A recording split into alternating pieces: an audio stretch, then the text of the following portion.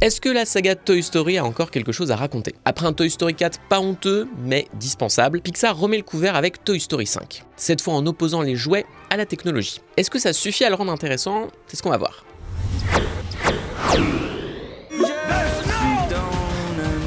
Joli poncho.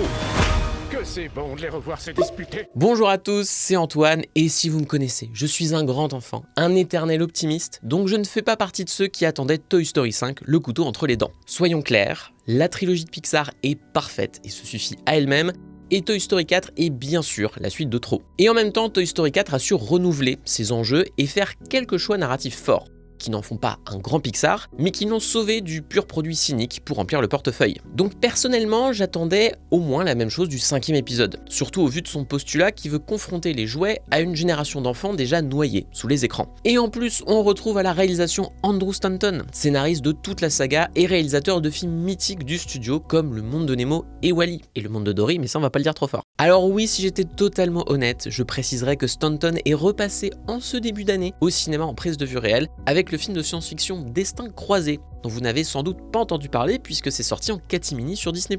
Et c'est sorti en catimini sur Disney+, parce que c'est l'un des pires films que j'ai vu cette année. Mais bon, clairement, ce cher Andrew a l'occasion de se refaire et Disney devrait aisément lui pardonner cet écart si Toy Story 5 cartonne. Alors, si pour vous Toy Story 4 signait déjà le divorce avec la saga, il est peu probable que Toy Story 5 arrive à voler votre petit cœur tout mou à nouveau. Mais comme on sait que c'est de toute façon impossible de passer après la fin du 3e volet, je suppose que la question qui vous intéresse, c'est de savoir si c'est mieux ou moins bien que le 4. Que j'ai d'ailleurs revu ce week-end après la projection presse du 5 parce que je suis quelqu'un de consciencieux. Et c'est là que je vais être chiant parce que pour moi, c'est un peu kiff-kiff. Je les mets un peu au même niveau. Mais ce que je trouve intéressant, c'est que les deux films partagent pas mal des mêmes défauts, mais pas forcément les mêmes qualités. Alors, commençons peut-être par les défauts justement. Le plus évident, c'est que Toy Story 5 est toujours plus empesé par l'héritage des précédents films, tout en ayant l'envie d'introduire de nouveaux personnages et de nouvelles idées. Le film est très rempli, mais son accumulation de péripéties lui laisse assez peu de place pour faire exister tout ce beau monde. Toy Story 4 était avant tout un film sur Woody, et Toy Story 5 est pour sa part un film sur Jessie. Et de ce point de vue-là, c'est pas mensonger. Alors que Bonnie reçoit de ses parents l'Idypad, une tablette connectée adaptée aux enfants, Jessie fait face à la possibilité de son inutilité. Ça réveille ses traumas et les nôtres par rapport à l'abandon de son premier enfant, Emily, tel qu'il nous était présenté dans Toy Story 2, avec la fameuse chanson « Quand elle m'aimait encore », et il faut pas que je pleure maintenant, sinon je vais pas faire toute la vidéo. Le truc, c'est que Toy Story 4 trouvait plein d'excuses pour laisser la majorité des jouets dans le hors-champ. Et ils seront assez vite mis au placard dans ce 5e épisode. Déjà dans le 4, on sentait qu'il forçait la présence de Buzz l'éclair dans une sous-intrigue franchement faible, qui avait pour conséquence d'amoindrir l'impact émotionnel du départ de Woody. Et là, c'est pareil.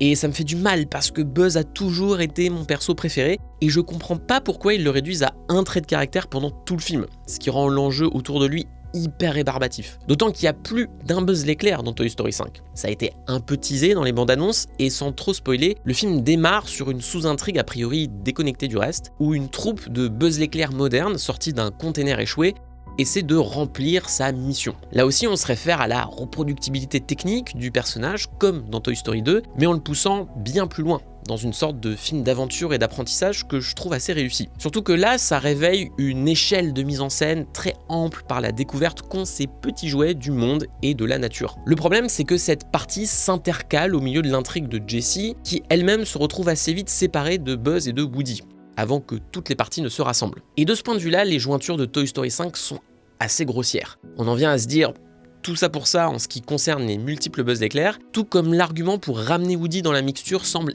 hyper forcé. Alors il paraît qu'Andrew Stanton a un temps écrit un premier jet du scénario sans Woody, avant de se rétracter. Mais honnêtement, il aurait peut-être dû s'acharner, parce que déjà c'est quand même un peu écrit en mode somehow Woody return et démerde-toi avec ça. Il a au fond très peu de place dans le scénario, ce qui relève du gâchis à ce niveau-là, et ça amoindrit considérablement l'impact du 4. Et pour finir avec les problèmes, si je disais que Toy Story 4 et 5 avaient les mêmes défauts, il y en a quand même un où les deux films diffèrent grandement, et c'est la qualité de l'animation. Alors, attention, Toy Story 5 est hyper solide techniquement, encore heureux j'ai envie de dire, mais depuis pas mal d'années, Pixar n'invente plus beaucoup d'un point de vue formel. Là, il y a vaguement le choix de teintes pastel quand on est dans l'imaginaire des jeux de Bonnie. C'est efficace, mais ça fait un peu filtre obligatoire depuis le succès des films Spider-Verse. Quoi qu'on pense de Toy Story 4, il représente le dernier grand bond technologique du studio, notamment dans son travail d'un photoréalisme qui cherchait plus que jamais à reproduire les imperfections de la captation en prise de vue réelle. D'ailleurs, Toy Story 4 est le seul film de la saga au ratio 2:39, ce qu'on appelle communément le cinémascope. Et il avait fait ce choix pour reproduire l'effet des lentilles anamorphiques propres au format 2:39, qui sont connus pour certains effets de distorsion qu'on associe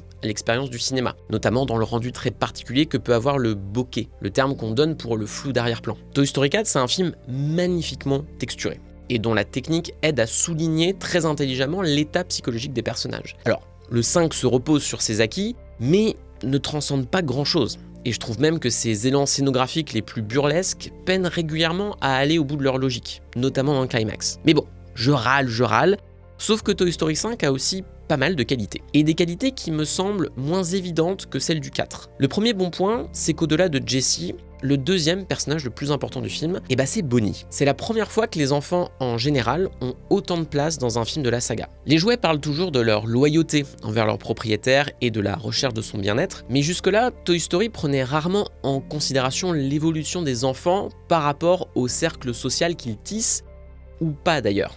Le film choisit de faire un pas de côté lourd de sens.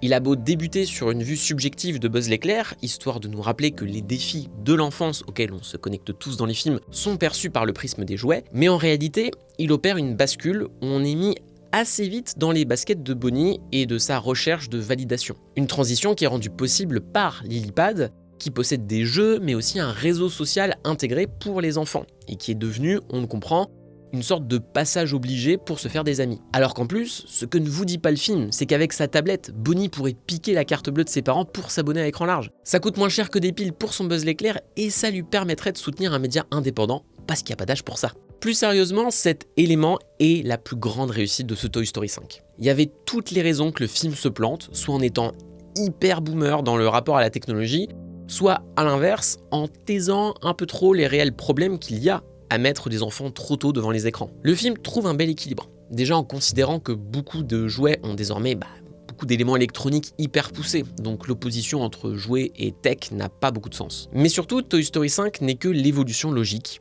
du premier film. Woody craint l'arrivée de Buzz dans la vie d'Andy parce qu'il marque une modernité qui le met sur la touche, ou du moins un sentiment de modernité forcé par le consumérisme. Il faut posséder le dernier truc à la mode sous peine d'être ostracisé. C'est un signe d'appartenance. Et c'est exactement la même chose avec la tech, qui ne fait qu'amplifier l'obligation sociale d'avoir le dernier gadget du moment, parce que ça veut dire appartenir au réseau. On parle beaucoup maintenant du fameux FOMO, Fear of Missing Out, cette peur de passer à côté de quelque chose, et c'est ça qui fait du mal à Bonnie, au point de la forcer à être ce qu'elle n'est pas vraiment pour plaire aux autres. La plus belle scène de ce Toy Story 5, c'est la vue d'un chat, d'une conversation à la Messenger, où la moquerie ne tarde pas à émerger. C'est là que le film m'a le plus surpris d'ailleurs. Il n'hésite pas à mettre en scène la cruauté dont sont capables les enfants. Et cette cruauté est d'autant plus encouragée par le filtre que représente l'écran. Et on en sait quelque chose au vu de certains de nos commentaires. Le film en tire une conclusion que je trouve assez belle, en donnant très tôt aux enfants des outils qu'ils utiliseront plus tard pour communiquer ou travailler. La tech a pour le coup cet effet pervers d'amener les enfants à jouer au grand, à ne plus forcément assumer leur âge véritable et l'imaginaire que ça devrait libérer. Pour autant, après 5 films, Toy Story a aussi appris à évoluer, parce que le coup de voir les enfants grandir et les jouets s'inquiéter de rester dans le placard, on commence à connaître. Ce qu'on aime chez Pixar, c'est la manière dont le studio construit des récits où les personnages sont coincés dans une illusion confortable. Et le plus dur est d'accepter le mur du réel qu'ils vont obligatoirement se prendre, et nous avec. Toy Story en est la sève.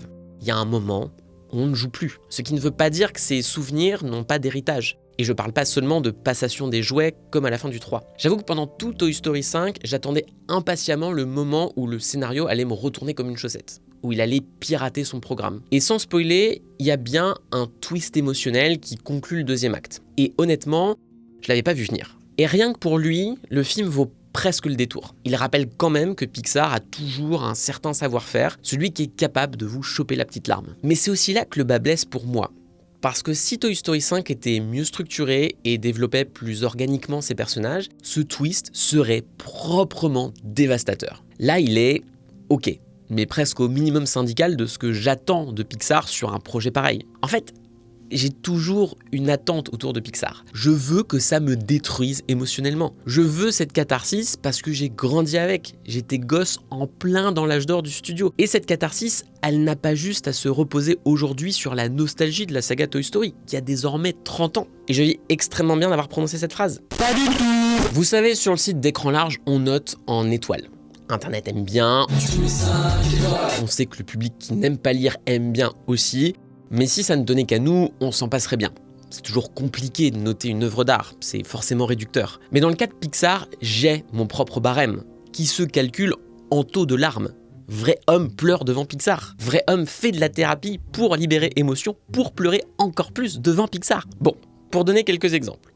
Coco, c'est 4 larmes sur 5. Monstres et compagnie et le monde de Nemo, 4 larmes et demie sur 5. Parce que quand Bob y reconstruit la porte, je suis au bout de ma life. Là-haut, pas de suspense, c'est 5 larmes sur 5, rien que pour la scène d'intro. Mais tout le climax est aussi super. Et même note pour vice versa, parce que Riley, c'est moi, c'est vous, c'est nous tous. Justice pour Bing Bong, petit ange parti trop tôt. Même vice versa 2, qui se repose globalement sur les acquis du premier. Bah pour moi, c'est facile 3 larmes et demie sur 5. Parce qu'ils ont tout compris aux crises de panique et à la honte qu'on ressent tous en tant qu'adolescents. Je pourrais tous vous les faire comme ça, et n'hésitez pas à partager votre propre barème en commentaire, ça peut être très rigolo. Mais pour ce qui est de Toy Story, le premier, c'est 3 larmes et demie. Parce que c'est encore le début, il y a de très belles scènes dramatiques, et forcément aujourd'hui, il y a l'impact nostalgique. Toy Story 2, c'est 4 larmes sur 5, easy, rien que pour l'abandon de Jessie, mais il y a plein d'autres grandes scènes dans le film. Et Toy Story 3, c'est 10 larmes sur 5, ça explose le compteur. À chaque fois, je remplis une putain de baignoire. Je me souviens très bien l'avoir vu pour la première fois en 3D. À la fin, je l'ai vu toute floue en fait. Et le 4, malgré son grand final, ne dépasse pas les 3 larmes sur 5 pour moi. Et Toy Story 5 est peut-être encore en dessous, à 2 larmes et demie sur 5. Bon, c'est la moyenne, et j'ai lâché justement ma petite larme. Mais moi, je veux un torrent quand je regarde un Pixar. Surtout une suite de Toy Story. Ça a toujours été la grande force du studio, que d'arriver avec beaucoup d'acuité à nous connecter à une sorte d'essence des épreuves psychologiques qu'on traverse tous par le biais de métaphores. Et ça s'est un peu perdu ces derniers temps chez Pixar. Parce que Jumpers, je le note aussi 5 larmes sur 5, mais là c'est des larmes de sang parce que c'est de la grosse merde. Encore une fois, Toy Story 5 est loin d'être une honte, et je lui trouve vraiment de grandes qualités. Mais j'attends toujours ce moment où Pixar sera capable de refaire un truc aussi flamboyant et magnifique que Toy Story 3, ou vice versa. Et ça commence à dater quand même. En tout cas, ce n'est pas cette saloperie de Jumpers qui me fera dire le contraire. Si vous avez raté ma vidéo très énervée et détaillée sur le film, je vous y renvoie. Et quant à moi, je vous dis à la prochaine sur Écran Large. Ciao! Stop.